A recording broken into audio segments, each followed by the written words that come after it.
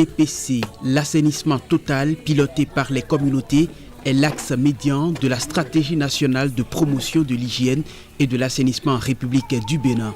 La stratégie est pilotée ou est portée par la Direction nationale de la santé publique au Bénin. À partir de ce moment, on a demandé à tous les partenaires intervenant dans le secteur de l'eau et de l'assainissement de prendre en compte les différentes étapes de cette stratégie, dont l'assainissement total piloté par la communauté. Quand on parle toujours de l'eau, on lui ajoute sa sœur qui est l'assainissement. Donc le Bénin est en train de faire des efforts pour que le sous-secteur de l'hygiène et de l'assainissement puisse emboîter le pas au sous-secteur de l'eau. À la recherche de cette solution communautaire, Helvetas s'est donc engagé à contribuer à la mise en œuvre de cette stratégie nationale de promotion de l'hygiène et de l'assainissement.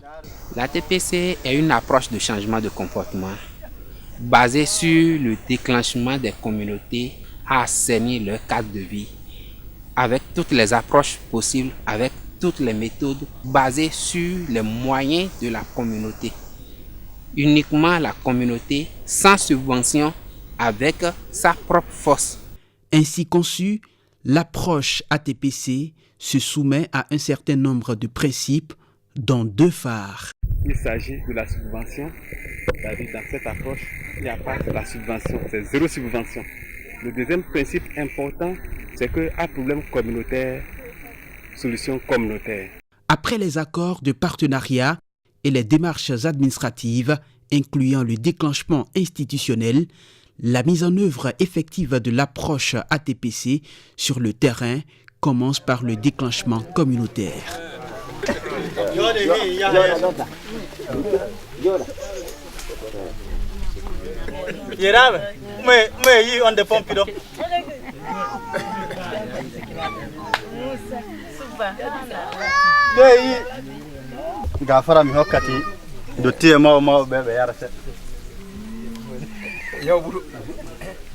Il est fondé sur l'éveil d'un sentiment collectif de dégoût et de honte chez les membres de la communauté en les confrontant à la réalité palpable de la défécation à l'air libre et ses inconvénients sur la communauté tout entière.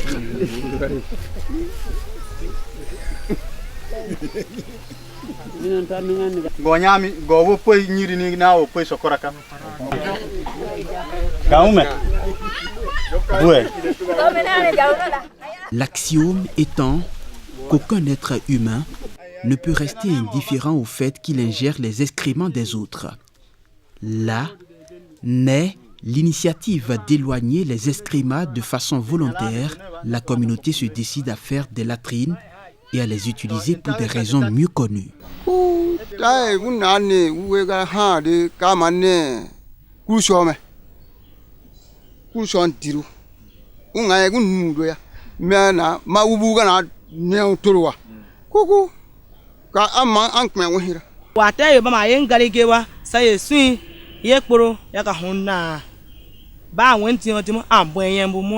Sonsuba ya madam sahaba ga kunse ba ya nwa ni kun ba so he ga mo ha antimo gun ku ya mo mo ke ho wala won epo ne wa bonyen bu ho ya nwa.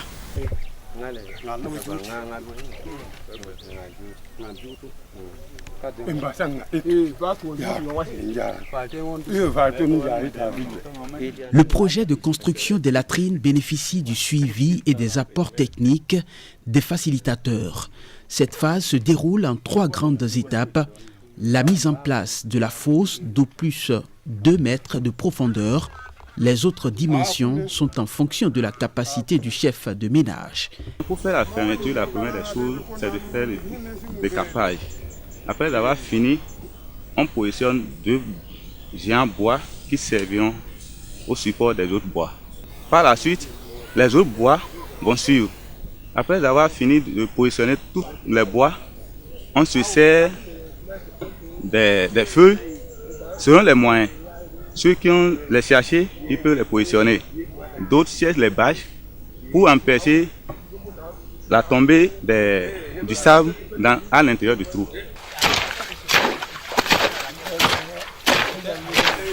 Après avoir fini cela, on utilise le sable pour déposer sur les feuilles déposées ou bien sur la bâche déposée sur les bois. Après la fermeture, nous passons à l'étape des superstructures. Ça veut dire qu'il y a plusieurs sortes de superstructures.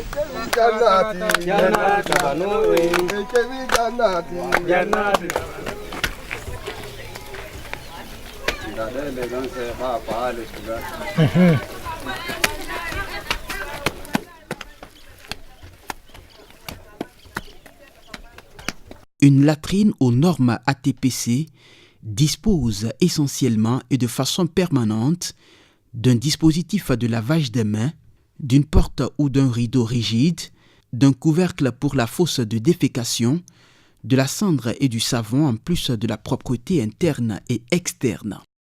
L'usage des latrines suivi de la pratique des mesures d'hygiène porte déjà ses fruits dans les localités d'intervention du projet. Grâce au projet, on sait effectivement que la latrine a un bon intérêt. Maintenant, si on promène dans le village, c'est difficile même de trouver les selles à côté des marigots, à côté des champs. Maintenant, tout est changé grâce au projet là.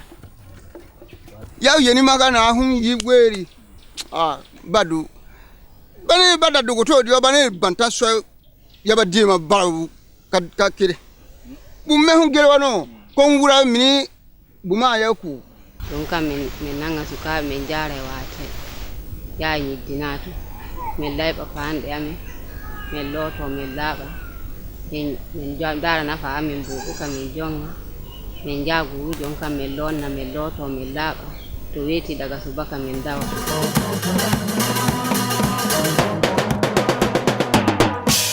Après évaluation des spécialistes de la Direction nationale de santé publique, une évaluation basée sur un certain nombre de critères, les localités sont déclarées fin de défécation à l'air libre FDAL. La pré-certification est marquée par une célébration commémorant le changement de statut de la localité. C'est un grand moment de fête, d'encouragement, mais aussi d'engagement. Nous étions partis de zéro, mais aujourd'hui nous sommes à 527 latrines réalisées dans 39 localités de la commune de Gogounou. Ce n'est pas rien. Plusieurs approches ont été expérimentées, mais jamais de pareils résultats n'ont été atteints. Je crois que nous ne sommes qu'au début. Nous sommes au début parce que c'est plus difficile de maintenir un état acquis que d'aller vers un état. Vous avez pris conscience que le changement du comportement est bon pour votre santé. Vous avez pris conscience que le travail, vous le faites pour vous-même et non pour autrui. Je vous remercie et vous encourage à pérenniser ces acquis. Un drapeau matérialise le changement de statut de la localité où il est implanté. La mise en berne de celui-ci ou sa descente totale attire l'attention des populations sur l'abandon partiel ou complète des bonnes pratiques d'hygiène et d'assainissement. Le statut FDAL doit être maintenu, il n'est bénéfique que lorsqu'il est permanent.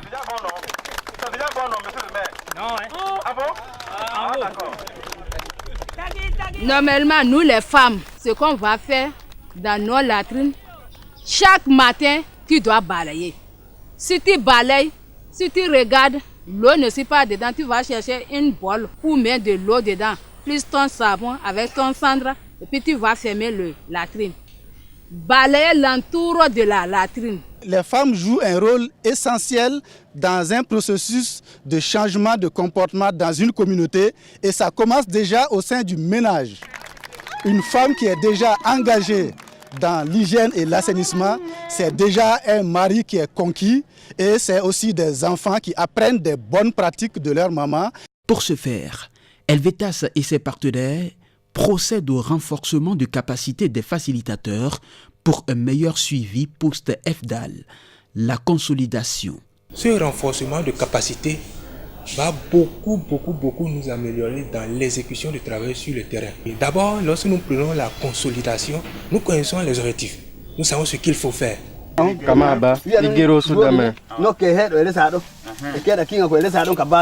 Une fois mieux outillés, L'équipe de facilitateurs, accompagnée des leaders locaux, procède au suivi post-FDAL. Pour la mobilisation, on tient à informer d'abord les leaders de la communauté. C'est ces leaders-là qui nous aident à relever l'information au niveau des membres de la communauté. L'heure à laquelle la séance va être tenue, ce sont eux qui vont relever et après nous rendre compte. Lorsque l'adhésion tarde, on essaie de maintenir quand même la communauté pour qu'elle puisse nous écouter jusqu'à la fin.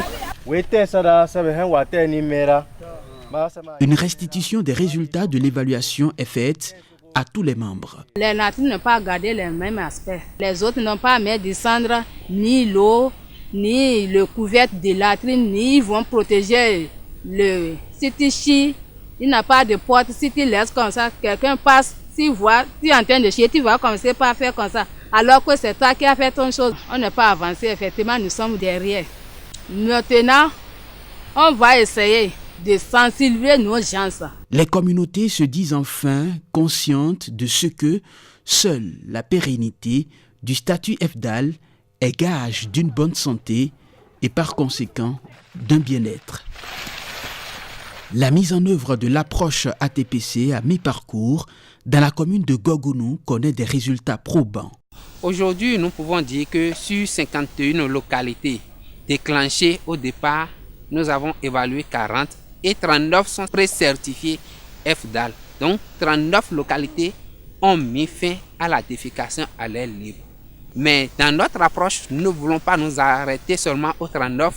On a déclenché encore 36 pour avoir plus de localités à la fin de phase. Nous voudrons ici les féliciter et encourager les communautés à continuer dans ce processus. Je dois dire qu'à un certain moment, les chefs de ménage doivent s'engager. Et là, les hommes, on attend beaucoup d'eux. Tout n'est pas si rose dans le déroulement du processus. Des goulots d'étranglement entravent l'atteinte des objectifs. Il y a les difficultés qui sont liées aux intempéries. Lorsque vous intervenez et c'est une période de pluie, vous êtes sûr que les fosses vont s'effondrer, les communautés iront au champ. Lorsque c'est une période de récolte, vous êtes sûr que vous n'aurez plus l'effectif qu'il faut. Au niveau institutionnel, la commune n'accompagne pas comme il le faut, faute de moyens. Helvetas nous a appuyés, nous a accompagnés. Alors, quant à nous, communauté, les autorités locales, je crois que bien, après le départ de Helvetas, c'est chercher des stratégies pour pouvoir pérenniser cette belle action. Helvetas n'entend pas baisser les bras. Des mesures d'accompagnement en vue de garantir la durabilité de l'ATPC sont déjà identifiées. L'objectif de Helvetas, c'est de pouvoir couvrir l'ensemble des localités de Gogounou. Pourquoi pas amener Gogounou à devenir une commune qui a mis fin à la défécation à l'air libre. Et si les moyens nous permettent, si nous avons encore d'autres projets, nous pouvons couvrir d'autres communes du Bénin, en tout cas du Nord. C'est bien possible et le mouvement est en marche.